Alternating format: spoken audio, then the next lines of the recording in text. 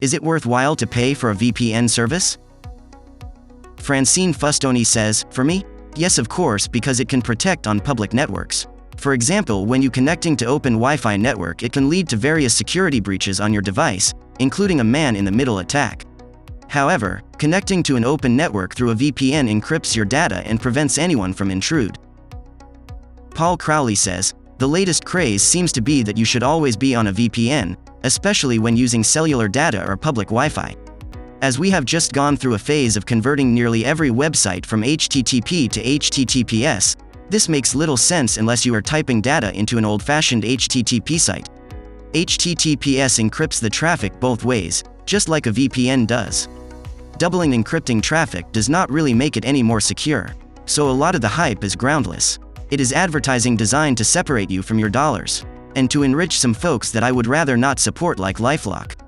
The other reasons for using a VPN service are disguising your location, pretending to be somewhere you are not so you can make use of free services that are tied to a specific country. Yes, you can watch US Netflix from Canada if you use a US VPN. But understand that your throughput, total bandwidth, is going to be lessened by using this VPN. Also, if enough people do this sooner or later, and probably sooner, Netflix or whomever is going to figure this out and say if your IP address is coming from a VPN service, you are automatically excluded. That isn't that hard to determine, and it is coming.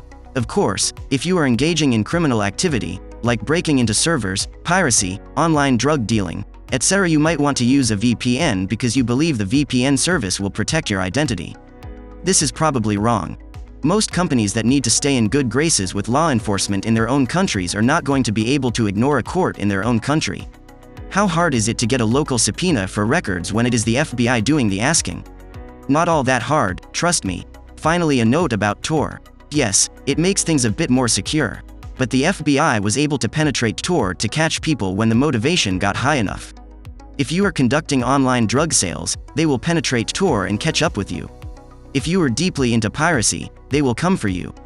If you break into your local hospital's server and arrange for people to die, they will come for you.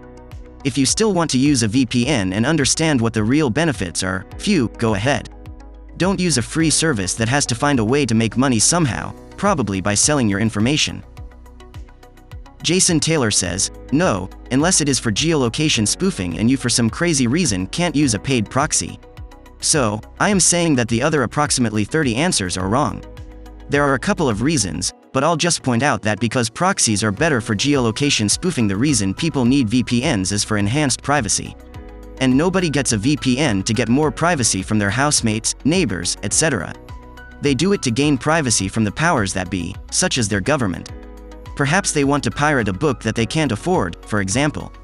The other answers say that for this situation, the extra privacy you get from a paid service is better.